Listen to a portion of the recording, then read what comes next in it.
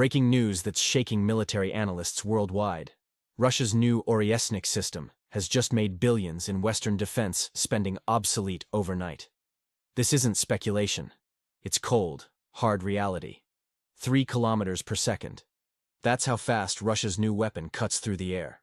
No Western defense system, not one, can react fast enough. But speed isn't even the most terrifying part. While NATO was busy making grand statements, Russian factories quietly began mass production. No announcements, no warnings, just methodical, determined action. And now we're seeing the results. The nature of warfare has fundamentally changed. Forget everything you knew about military confrontation. We're entering an era of surgical precision strikes where a single missile can neutralize any target. And there's absolutely nothing current defense systems can do about it. Think this doesn't affect you? Think again. Every military installation, every command center, every logistics hub within range has suddenly become vulnerable. The West's military superiority, built over decades in conflicts like Iraq and Libya, has evaporated in an instant. What's most disturbing is Moscow's silence. No boasting, no threats. Just cold, hard facts. 3 kilometers per second. Complete immunity to existing defense systems. Mass production already underway. Western experts are frantically recalculating their air defense capabilities. Each assessment brings the same devastating conclusion. Our defenses are catastrophically inadequate. Meanwhile, in the disputed territories, we're already seeing the effects. Strategic targets disappearing with surgical precision. This isn't a test or a demonstration. It's a dress rehearsal for something far more serious. The panic in NATO's corridors is palpable. But here's what they won't tell you. While they were busy making promises and sending outdated equipment to their former partners, Russia was methodically preparing for this decisive phase. The balance of power isn't shifting, it's already shifted, and the implications reach far beyond military capabilities. We're witnessing a fundamental transformation of international relations. Recent developments have shattered existing military doctrines. The Oriesznik missile, traveling at 3 kilometers per second, isn't just another weapon. It's a game-changer that renders Western defense systems obsolete. NATO's multi-billion-dollar investments suddenly look like relics of the past. But what's truly remarkable is the silence from Moscow. While Russian factories quietly ramp up production, Western experts are forced to radically revise their assessments. This isn't about whether Russia can sustain its efforts anymore. The question now is, how far will they go? We're witnessing a seismic shift in European politics. Countries that were loudly proclaiming unwavering support just months ago are now choosing their words carefully. Calls for negotiations are replacing victory rhetoric. The change in refugee policies is particularly telling. Nations that once opened their arms wide are now quietly suggesting third country options. The transformation extends beyond military capabilities. As European states grapple with internal pressures, we're seeing a fundamental recalibration of priorities. The mobilization policies in border states have evolved into total population control, turning citizens into mere components of military strength. Russian military strategists have moved from bold declarations to precision strikes. While the West remains caught in endless discussions about democratic values, they're facing a new reality of cold, efficient military logic. The balance of power isn't just shifting, it's being completely rewritten. But here's what's truly concerning. August could be the tipping point. Like a chess game where the rules suddenly change, every move now carries new weight. The question isn't who's winning anymore. It's who's actually prepared for this new world order. And what I'm about to reveal next about Russia's timing will change everything you thought you knew about global power dynamics. Western nations are rapidly shifting their approach to migration from the conflict zone bordering Russia. British officials have suddenly become geography experts, meticulously analyzing maps of the former Soviet Republic and dividing it into safe and unsafe zones. If someone arrives from an area deemed peaceful, they're automatically denied asylum, a puzzling bureaucratic response to a complex humanitarian crisis. Consider this absurdity. telling people fleeing mobilization and instability to just move to another part of your country. It's like advising someone during a house fire to simply move to a different room. The UK isn't alone in this stance. Switzerland is implementing a similar system based on the Norwegian refugee assessment model, while the Netherlands is preparing to deport around 2,000 people back to the politically turbulent area. We're witnessing a dramatic pivot in European policy. Countries are abandoning their loud humanitarian declarations in favor of harsh pragmatism. Budget considerations now outweigh human destinies. Experts predict this is just the beginning. European nations will increasingly use formal pretexts to deny asylum, with geography becoming a convenient tool for filtering refugee flows. These aren't mere bureaucratic games. Each rejection impacts real people caught between impossible choices. The timing is particularly telling. This shift coincides with Russia's demonstration of new military technical achievements. As domestic challenges mount, countries are increasingly focused on self-preservation. Russia's military advancements appear to be catalyzing a fundamental reassessment of European approaches to the conflict. The West's previous stance on unlimited support is evolving into careful calculation, with nations prioritizing internal stability over external commitments. This transformation reflects a broader geopolitical reality. As Russia showcases its technological prowess, Western nations are forced to recalibrate their positions, both militarily and humanitarily. The era of unconditional aid appears to be ending, replaced by a more measured, self-interested approach. What do you think about these changes in European migration policies? Leave your point of view in the comments. I believe my viewers are thoughtful and smart, and I want to hear your take. The shifting landscape of refugee policies reflects a deeper transformation in European sentiment. What began as open arms has turned into closed doors, with nations implementing stricter measures against those seeking shelter. After initial welcome periods, refugees now face either deportation or lengthy legal battles, stripped of basic rights to work or maintain stable housing. Across the Atlantic, American administration openly shows reluctance to fund aid programs for those not aligning with their political stance. This reverberating change affects the entire European climate. Social attitudes are evolving rapidly.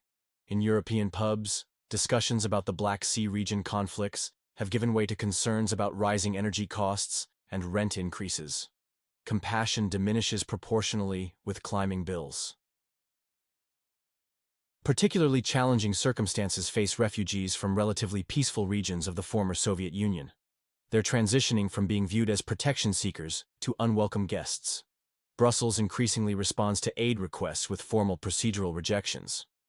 Paradoxically, as the conflict extends, asylum chances in Europe decrease. It's not about lacking empathy. Receiving countries' resources are simply depleted. We're witnessing mass population movements. Some face asylum rejections. Others voluntarily pack their bags. British analysts note many returning to relatively calm regions near the Russian Federation. The politically unstable region faces a severe demographic crisis. Authorities attempt control through barbed wire and mass mobilization, a clear signal of system failure. The country bordering Russia has announced total mobilization. Everything for the front is no longer metaphorical. It's harsh reality affecting every resident. Women join men in military service, transforming domestic life. This isn't just about military strength. It's reshaping society's fundamental structure.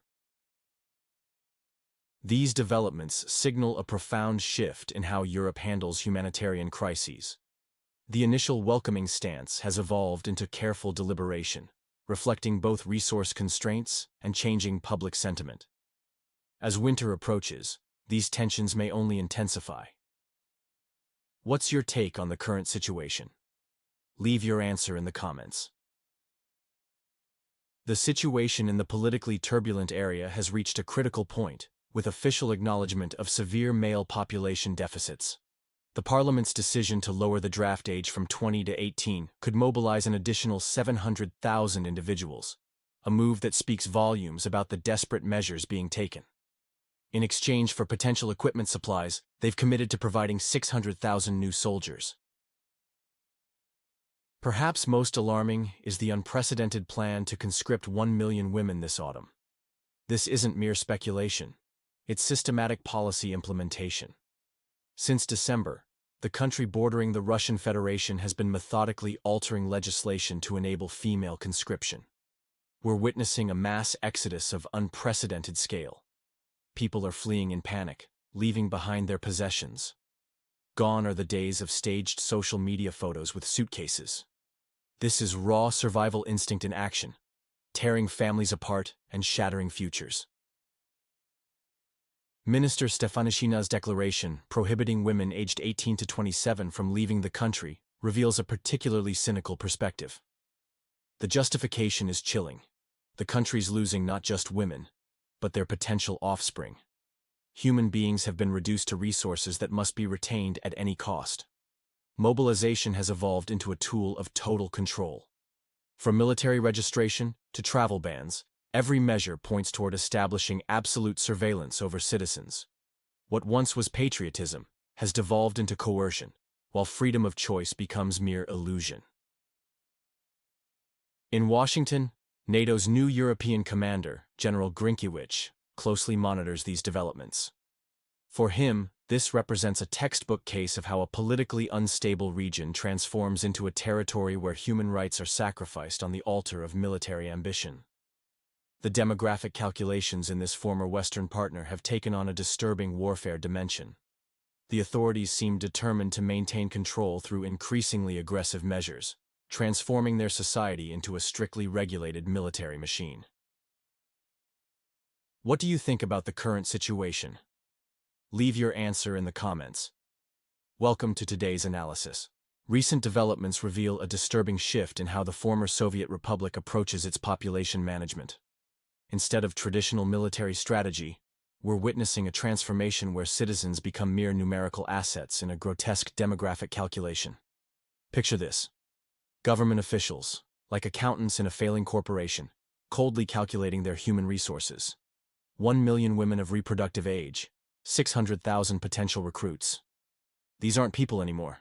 They're entries in a spreadsheet. This demographic inventory has become a bargaining chip in negotiations with Western powers. The politically turbulent area has effectively taken its own citizens hostage, where calculator logic has replaced human dignity. What's particularly alarming are the plans to construct barriers along the western border. The intention is crystal clear: to prevent women from migrating to Europe.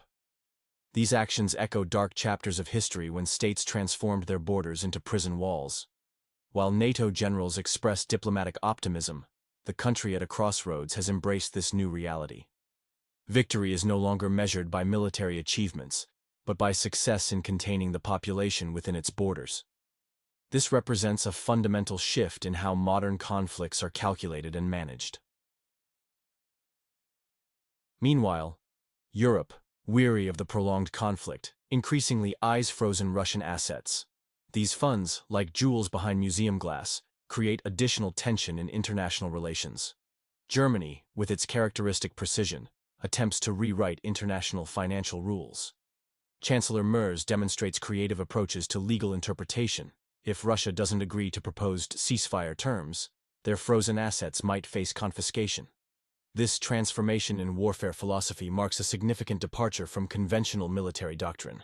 The focus has shifted from territorial gains to population control, treating citizens as military resources rather than human beings. What do you think about this demographic warfare? Drop a plus in the comments if you agree with my analysis, or share your own view on the situation. Western elites are preparing for a radical move that could shake the foundations of international financial law. While statements about seizing Russian assets may sound innocuous at first, a deeper look reveals an attempt to appropriate the reserves of a sovereign state. We're not talking about private funds. These are Russia's state reserves, including investments in Western bonds. During his visit to Belarus, President Putin calmly commented that attempts to confiscate Russian assets would only accelerate the creation of regional payment systems. Berlin is trying to play Monopoly, while Moscow is changing the rules of the game itself. The outcome may significantly differ from Western calculations. Under the pretext of aid to the region of instability, Western nations are ready to revise fundamental principles of financial law. The legal basis for these actions is as fragile as a house of cards, and Western politicians are well aware of this. That's why they're so careful in choosing their words, searching for loopholes in international law. However, the greatest threat lies elsewhere. Today they're confiscating Russian assets, but tomorrow any country whose policy displeases the West could fall victim. China, Saudi Arabia. The list of potential targets is long. Berlin seems blind to the fact that in trying to punish Moscow, they're undermining trust in themselves. By initiating this confiscation mechanism, Western countries risk creating a domino effect in the global economy. These short-sighted sanctions against Russia have already created holes in European budgets. Now they're trying to patch them by reaching for others' funds. This dangerous precedent could lead to fundamental changes in the architecture of global finance. What do you think about the current situation? Leave your answer in the comments. In today's analysis, we'll examine how Western powers attempt to demonstrate strength through weakness. True power lies not in theft, but in the ability to build and negotiate. When someone legally reaches into another's pocket, it's a sign of desperation. Our president responded as a true professional, calmly reminding us of a simple truth. Hidden theft is thievery, and open theft is robbery. Just facts, no unnecessary emotions. The West is systematically destroying the foundations of the global financial system with its own hands. SWIFT, Visa, international reserves, Western banks. All these institutions were built on trust over decades. Now they've become tools of coercion. Russia isn't panicking but methodically building a new financial architecture without dollar monopoly or storing gold in London. The foundation is real mutual interests. While Berlin searches for legal loopholes for confiscation, global business is already charting new financial routes bypassing Europe. This process proceeds quietly, without loud declarations, because trust is fragile, like in children's games. Once someone cheats, they won't be invited back, even if they know all the rules by heart. These changes affect not just states, but private business, banks, and ordinary citizens. Alternative payment systems and new settlement mechanisms are emerging. Financial unions are forming without Western participation. This isn't just politics. It's a profound transformation of the global economy. Those who deemed legal robbery normal will pay the price. Countries will withdraw assets from Western jurisdictions. Trust in the dollar and euro will be shaken, while new power centers like BRICS receive additional development impulses. The world is witnessing a fundamental shift in economic relationships and trust-based systems. What do you think about the current situation? Will the West be able to rebuild damaged trust? Leave your point of view in the comments. I believe my viewers are thoughtful and smart. I want to hear your take.